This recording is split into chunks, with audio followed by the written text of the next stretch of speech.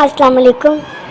Today we are going to start our lesson number 8 which is second language acquisition. यानी अगर हमने दूसरी ज़ुबान को समझना है तो वो उसके लिए हम कैसे लर्नर जो है वो कैसे सीखेगा और कैसे इसको बोल पाएगा.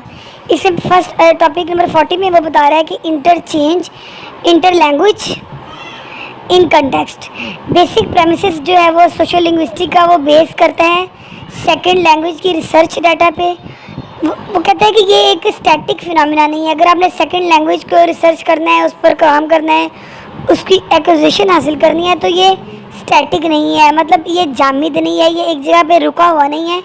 इसमें बहुत सी वेरिएबल्स, इसमें बहुत सी तब्दीलियाँ आती रहती हैं आहिस्ता आहिस्ता, जो इसको डेवलपमेंट का काम करती हैं और जिसकी इन चेंजेस की वजह से जो लर्नर है वो डिफरेंट जो है फॉर्म्स ऑफ लैंग्वेज को प्रोड्यूस करता है. इंटर लैंग्वेज वेरिएशंस में वो कहते हैं कि एग्जिबिट होती हैं कई वेरिएबल्स, बहुत सी तब्दीलियाँ जो नेटिव लैंग्वेज के से ज़्यादा उसमें तब्दीलियाँ होती हैं. जो नेटिव लैंग्वेज वो इतनी तब्दील नहीं होती, बल्कि जो सेकंड लैंग्वेज है वो आहिस्ता से तब्दील होती रहती है. मिसाल के तौर पर लर्नर माइट ऑल्टरनेट करते हैं फॉर्म्स को जिसको के ज़रिए उससे अपनी लैंग्वेज के फंक्शन को एक्सप्रेस करना है. अब कहते हैं कि अल्टरनेशन है बिटवीन नो एंड नॉट में माई हस्बैंड नॉट हेयर और नो इंग्लिश. अब नॉट और नो दोनों का इस्तेमाल हुआ है लेकिन दोनों ही मीनिंग मनफी में दे रहे हैं, नो में दे रहे हैं. स्टार्ट में वेरिएशन सिस्टमेटिक नॉन सिस्टमेटिक थी लेकिन आहिस्ता आहिस्ता इसमें बहुत सी तब्दीलियाँ आती गई और ये एक से दूसरे फॉर्म्स फंक्शन में रिलेशनशिप में तब्दील होती गई. इस तरह जो वेरिएशंस है वो इनिशियल स्टेप पे थोड़ी वो टारगेट लाइक यूजेज था उसका, लेकिन फिर इसने फोकस, इसकी वेरिएशन ने फोकस करना शुरू किया उसके में जो आपस में हम आहंगी थी सोशल फैक्ट्स में और लिंग्विस्टिक फॉर्म्स में. वो आगे आपको बताएगा कि जो सोसाइटी है वो लैंग्वेज के साथ किस तरह मिली होती है, माहौल जो है इस पर किस तरह असरअंदाज होता है. सोशल इंटरेक्शनल अप्रोच में लर्निंग वो एक साइकोलॉजिकल प्रोसेस नहीं है, एक नफ्सियात से रिलेटेड नहीं है. ये नहीं कि एक इंडिविजुअल ने लर्न कर लिया तो वो उसके लिए अनाफ है, नहीं. ये उसके माहौल से और उसकी सोसाइटी से, उसकी एक्योलॉजी से, उसके माहौल से रिलेटेड है. ये एक अडेप्टिव नहीं है कि इंसान ने एक जगह पर सीखे और वो बस आगे इम्पार्ट कर दे. ये माहौल से, माहौल का, सोसाइटी का और इसके लर्निंग प्रोसेस आपस में मिले हुए हैं, जो इसको मिलकर ही उसकी लैंग्वेज का जो पूरा उसका जो इनपुट है वो हासिल करते हैं. इंटर लैंग्वेज प्रैग्मेटिक्स में वो बताता है कि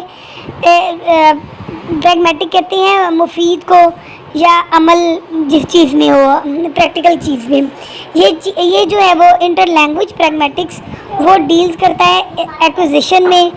दूसरी ज़ुबान को अगर हमें समझना है तो उसके अमल को हमने, उसके काम को, उसके नॉलेज को अमल में कैसे लेके आना है, उसको हमने समझना कैसे, उसका तलफ़ुज़ कैसे सीखना, उसके जो सेंटेंस वाले आइटम्स हैं वो कैसे हम समझ जाएंगे, उसका एक ऑर्डर कैसे होगा और उसको, उस वर्ड्स को, उस अल्फाज को लैंग्वेज 2 में समझेंगे तभी हम उस पर ग्रैप्स कर पाएंगे. लेकिन इनमें से ज़्यादा ज़रूरी है कि सबसे फर्स्ट स्टेप जब हमने सेकेंड लैंग्वेज को करने का लगाना है तो उसमें सबसे पहला स्टेप जो वो उसका प्रोनाउंसिएशन है, उसका तलफ़ुज़ हम सीखेंगे तभी हम उस पर नेक्स्ट आहिस्ता आहिस्ता ग्रिप करते जाएंगे. आइसोलेटेड ग्रामेटिकल जजमेंट जो है, ये एक्सपेरिमेंट्स जो हैं वो सिर्फ ज़ुबान समझने के लिए अनफ नहीं है, बल्कि उसको इससे मिसकम्युनिकेशन और मिसअंडरस्टैंडिंग होगी. इसको हम तभी पूरा समझ सकेंगे जब इसमें प्रैग्मेटिक्स, जब इसमें अमल आएगा और जो फोकस करेगा डिफ़िकल्ट एरियाज़ को लर्नर के, फिर हम इसको ग्रिप कर सकेंगे लर्नर जो है. आगे वो इनपुट, इंटरेक्शन एंड आउटपुट का बताता है. कहते हैं कि डिस्टिंक्शन है, डिफरेंस है इनपुट में और इनटेक में. इनपुट का मतलब है कि वो अवेलेबल क्या है लर्नर के लिए, और इनटेक है कि वो इंटरनलाइज्ड क्या लर्नर ले रहा है, इंटरनली इसके अंदर क्या जा रहा है, अंदरूनी तौर पर वो क्या हासिल कर रहा है. और जो इनपुट है वो सिर्फ लर्नर का लेने का नाम है. यानी इनकम्प्रीहेंसिबल लैंग्वेज जो है, जो मुश्किल ज़ुबान है, जो उसके समझने से बाहर है, वो इनपुट से रिलेटेड है, लेकिन इट इज़ नॉट इनटेक, ये इनटेक नहीं है, सिर्फ ये इंटरेक्टेड है, ये जुड़ी हुई है इंटर लैंग्वेज सिस्टम से लर्नर के। नेक्स्ट काशन का इनपुट हिपोथेसिस के बारे में बताता है कि वो क्लेम करता है कि जो कंप्रिहेंसिबल इनपुट है वो ज़रूरी है दोनों के लिए, लैंग्वेज लर्निंग के लिए भी और लैंग्वेज एक्विजिशन के लिए भी, दोनों में लिए वो ज़रूरी है।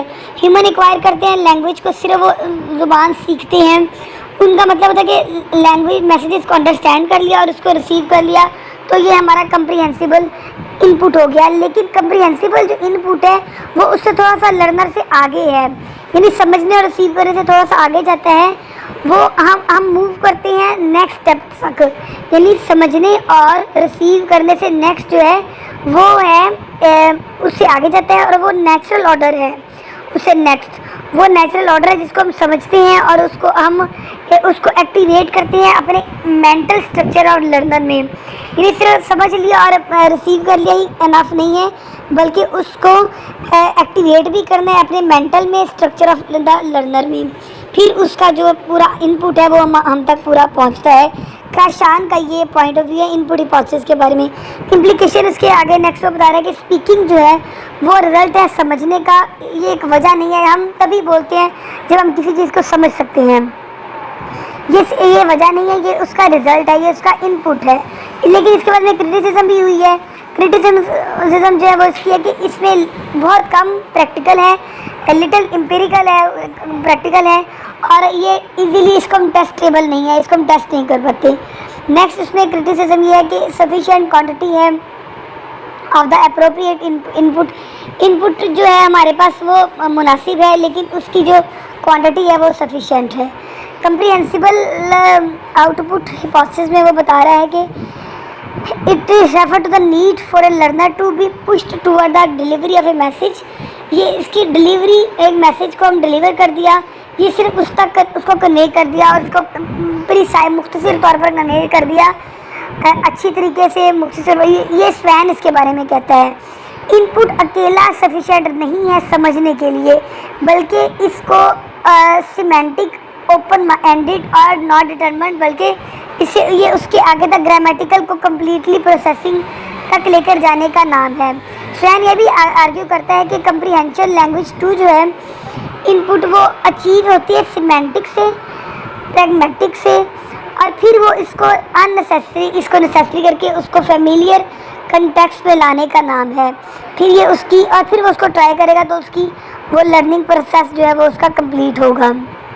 लॉन्ग का इंटरेक्शन हिपोथेसिस के बारे में क्या व्यू है? लॉन्ग कहता है कि ये एक डिस्क्रिप्शन है, ये अर्ली स्टडीज़ के बारे में, वो इसके खिलाफ उसके पास में क्रिटिसिज्म करता है और वो प्रपोज करता है, वो सजेस्ट करता है एक सिस्टमेटिक अप्रोच को जो कि लिंक करेगी उसके जितने भी फीचर्स हैं एनवायरमेंटल, लैंग्वेज और लर्नर, जैसे ऊपर भी बताया उसने कि एनवायरमेंटल और सोशल लर्नर के डेवलपमेंट के साथ लैंग्वेज 2 का कनेक्शन होगा, तभी वो इसको समझ सकेंगे। वो आगे मज़ीद ये बताता है कि लिंग्विस्टिक कन्वर्सेशनल एडजस्टमेंट प्रमोट करती है कंप्रीहेंशन आउटपुट को, और वो इस तरह शोज बी को करता है कंप्रीहेंशन इनपुट प्रमोट करेगी एक्विजिशन को। अगर हम कंप्रीहेंड कर पाएंगे किसी चीज़ को, समझेंगे, तो वो हमें मतलब वो हमारी एक्विजिशन कंप्लीट हो गई।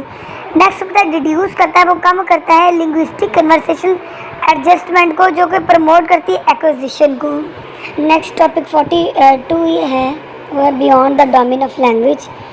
इसमें जो ज़्यादा रिकग्नाइज फैक्ट है वो ये है कि सेकंड लैंग्वेज लर्निंग में कुछ इंडिविजुअल ये कहते हैं कि वो बहुत जल्द सीख जाते हैं और जल्दी सीख जाते हैं, और कुछ इंडिविजुअल जो हैं वो पीछे रह जाते हैं। इसमें कई वजूहत इस चीज़ की हो सकती है, कोई फैक्टर रिस्पॉन्सिबल हैं इस चीज़ के, और ये डिफरेंट हैं। उनमें जो ज़्यादा इम्पोर्टेंट है वो उनकी एज है, या उनका रुझान है, उनका एटीट्यूड है, या उनका सोशो साइकोलॉजिकल इन्फ्लुएंसेस हैं। कुछ डिफरेंसेस हैं जो उनके जल्द सीखने और जल्दी सीखने के बारे में असरअंदाज होता है। इसके अलावा भी कुछ और वजूहत हैं जो इस चीज़ को अगर वो जल्दी सीख जाते हैं या वो ज़्यादा सीख जाते हैं तो उसके पीछे और भी कई वजूहत हैं, जिनमें इम्पोर्टेंट जो है वो ये नीचे बयान की गई हैं। कम्पिटेंस है, अफेक्ट है, लैंग्वेज एंग्जाइटी है। कम्पिटेंस में वो कहता है कि जो मेजर कंसर्न है ना मॉडर्न लिंग्विस्टिक्स का, वो होता है स्पीकर्स के सीखने के बारे में, यानी स्पीकर क्या जानता है, ना कि उसकी परफॉर्मेंस क्या है। हम ज़्यादा ये समझते हैं या हम ये ज़्यादा ये देखते हैं कि वो क्या सीख रहा है या वो क्या उसको कितना कुछ आता है, ना कि उसकी परफॉर्मेंस देखी नहीं जाती। ये भी इसमें क्लियर नहीं होता कि वेदर कॉम्पिटेंस जो है वो उसमें वो लिंग्विस्टिक्स अटैम्प्ट कितनी उसने डिस्कवर की है और उसमें जो उसके नेटिव स्पीकर्स हैं वो लैंग्वेज है भी या नहीं। इसके अलावा नेक्स्ट जो है वो अफेक्ट है। अफेक्ट रेफ़र करता है उसकी फीलिंग्स और इमोशनल को। इंडिविजुअल की अगर किसी चीज़ के बारे में फीलिंग और इमोशंस और या किसी चीज़ के जानने के बारे में जोश जज्बा ज़्यादा है तो वो उसको जल्दी सीखेगा। अगर उसमें कम है तो वो उसको स्लो सीखेगा। लैंग्वेज एंग्जाइटी है, ये इम्पोर्टेंट फैक्टर है अफेक्ट करने का लर्निंग का, और ये मैटर ऑफ पर्सनैलिटी भी है। इमोशनल रिएक्शन एक सिचुएशन की तरफ और उसका कम्बिनेशन कि वो उसको किस लेवल तक हेल्प करेगा और किस लेवल तक वो उसको हर्ट करेगा। सोशल डिस्टेंस जो है वो भी एक फैक्टर है। इसकी कई जो इंस्टेंसेस मिसालें उन्होंने लैंग्वेज 2 के लर्नर को दी हुई है कि वो कहता है कि इसमें सबसे अहम जो है वो जो उसकी मॉडल है जो उसको सीखने के बारे में बढ़ाता है उसका स्पीकर को, वो उसका है एक्युलेशनल मॉडल। अगर लर्नर जो है वो अपने दूसरे के कल्चर को उसको जल्दी सीखना चाहता है, उसको जल्दी समझना चाहता है, तो वो उसको सोशल डिस्टेंस को ख़त्म करना होगा, तभी वो दूसरे के कल्चर को और उसके ज़ुबान को लैंग्वेज 2 को जल्दी सीख पाएगा। अगर उसका सोशल डिस्टेंस को वो कम करेगा, अगर उसको सोशल डिस्टेंस को कम करने में नाकाम रहेगा तो उसको डिमिनिश जो है वो उसका अमाउंट ऑफ इनपुट जो है या उसके जो सीखने की कैपेसिटी है वो कम होती जाएगी। एज डिफरेंस भी इसमें काफ़ी मैटर करता है, एक अहम फैक्टर है। जो छोटी एज के बच्चे हैं वो जल्दी सीखते हैं और कंपैरेटिवली एडल्ट्स उसको सीखने में ज़रा टाइम लेते हैं। एप्टीट्यूड जो उसका रुझान है वो उसके पोटेंशियल को लर्निंग उसकी जो स्किल है लर्निंग की जो स्किल है या उसका नॉलेज है वो उसकी तरफ उसको रेफ़र करता है। उसका रुझान कितना है सीखने में, उसकी मोटिवेशन कितनी है। अगर वो ज़्यादा मोटिवेट है, ज़्यादा लैंग्वेज 2 की तरफ उसका ज़्यादा रुझान है, तरकीब है, तो वो उसको जल्द सीख पाएगा।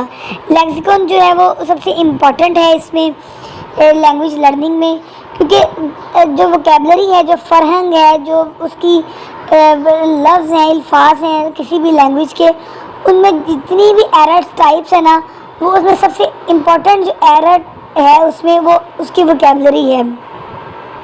अगर वो वोकेबलरी पे जल्दी ग्रिप कर लेगा सेकंड लैंग्वेज लर्नर तो वो उसको उतनी ही जल्दी सीखेगा। इसके अलावा उन्होंने बताई इसकी कैटेगरीज हैं लेक्सिकल नॉलेज की। उनमें एक तो प्रोडक्शन है, दूसरी रिसेप्शन है। प्रोडक्शन की आगे वो बताता है कि प्रोडक्शन में क्या क्या चीज़ें शामिल हैं और उसमें रिसेप्शन में क्या क्या चीज़ें शामिल है। रिसेप्टिव नॉलेज इंक्लूड क्या करता है, रिकग्नाइज करता है वर्ड को राइटिंग में और ऑरली, उसको जनरल मीनिंग को, उसको जो कंपोनेंट पार्ट्स हैं उसको उसमें मुश्तमिल है, और importantly knowing that it has a possible कॉन्टेशन कि उसका जो ज़ुबान है, उसका प्रोनाउंसिएशन है, उसका जो उतार चढ़ाव है ज़ुबान का, वो भी इसमें उसको भी ये जानता हो।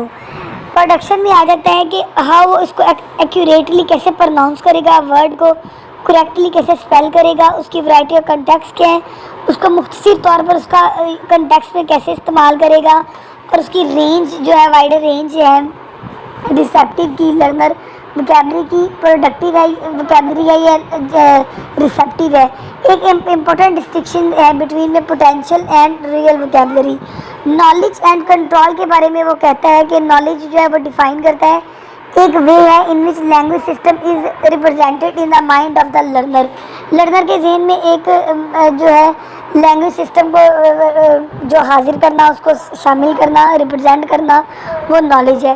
कंट्रोल क्या है उसका इन चीज़ों के ऊपर, उसको अपनी ग्रिप कितनी है, वो किस तरह इसको कंट्रोल करेगा, उसकी एक्चुअल परफॉर्मेंस क्या होगी। ब्रेथ एंड डेप्थ भी एक जो है knowledge, breath of knowledge refer to the number of words a learner no.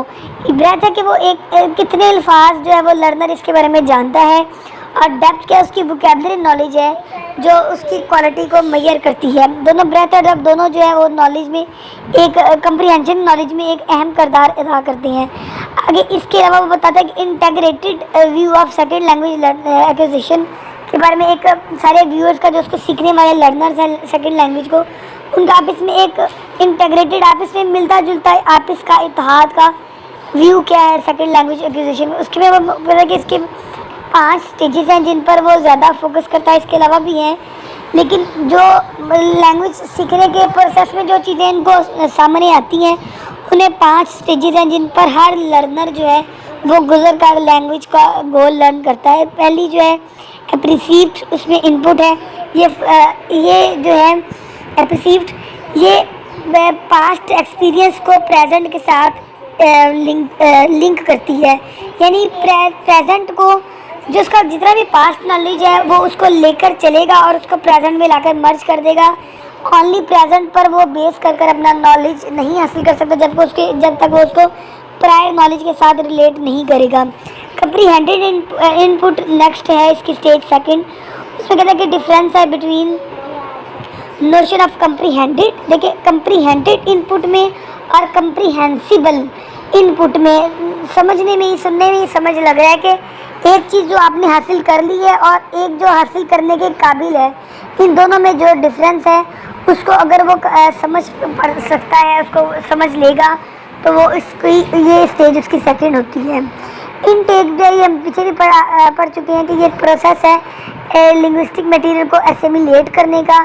Mental activity जो है इसमें इनटेक में वो इनपुट में और ग्रामर में मेडिएट्स करती है। इनटेक जो सजेस्ट करता है, ये इनटेक जो है एक्चुअली सब सेट है इनपुट का और डिफरेंट फ्रॉम एप्रिसिएशन और comprehension as the latter two do not necessary lead to grammar formation. Grammar formation में ये नहीं लेके जाते, लेकिन ये सिर्फ इनपुट का ही सब सेट है। इंटीग्रेशन नेक्स्ट है, नेक्स्ट स्टेज जो है इनकी इंटीग्रेशन है। After there is language intake. Language intake पर चौथी स्टेज से जो लर्नर गुजरता है वो इंटीग्रेशन है, जो उसके 2 पॉसिबल आउटकम्स पर डिपेंड करती है। जो इंटीग्रेशन जो है वो डेवलपमेंट है, एक सेकंड लैंग्वेज ग्रामर और स्टोरेज की डेवलपमेंट है। इंटीग्रेशन एक वन टाइम फेयर नहीं है, बल्कि वो उसके डिफरेंट लेवल्स हैं जो एनालिसिस करते हैं, री एनालिसिस करते हैं स्टोरेज को ग्रामर में और फिर ग्रामर को खुद में। इसके अलावा कहते हैं कि integration components does not function as an independent unit नहीं है, बल्कि ये आपस में मिले हुए हैं, आपस में इनका आपस में हर एक पार्ट का ग्रामर का कंपोजिशन का कंपोनेंट से और एनालिसिस का री एनालिसिस से आपस में कंबाइन है, तब इसकी ये एक स्टेज जो 4 है वो कंप्लीट होती है। नेक्स्ट 5 उसकी फाइनल स्टेज है जो आउटपुट है। इसमें उसको नीड है कि वो एग्जामाइन करे आउटपुट, मतलब उसने जितना भी सर्च आउट किया, जितना भी काम किया है, सीखा है, उसका आउटपुट क्या है। कॉन्सेप्ट ऑफ आउटपुट नेसेसिएट है फीडबैक से, यानी जो उसके हासिल किया है उसको जितना कंप्रीहेंड हुआ है। इनपुट उसका मटेरियल क्या है, और ये सिर्फ एक आइडेंटिकल नहीं है ग्रामर और फैक्टर से, बल्कि ये रिकग्निशन है कि इसमें इंडिविजुअल डिफरेंस और लर्नर्स के प्रोड्यूस करता है डिफरेंट लिंग्विस्टिक्स फॉर्म्स पे, जो डिफरेंट अमाउंट ऑफ एक्यूरेसी में, और depending on the context and the task performer, जो उन्होंने टास्क परफॉर्म किया है, जो उन्होंने काम किया है, उसके वो कितना उस पर एक्यूरेसी, कितनी उस पर ग्रिप हासिल कर पाए हैं।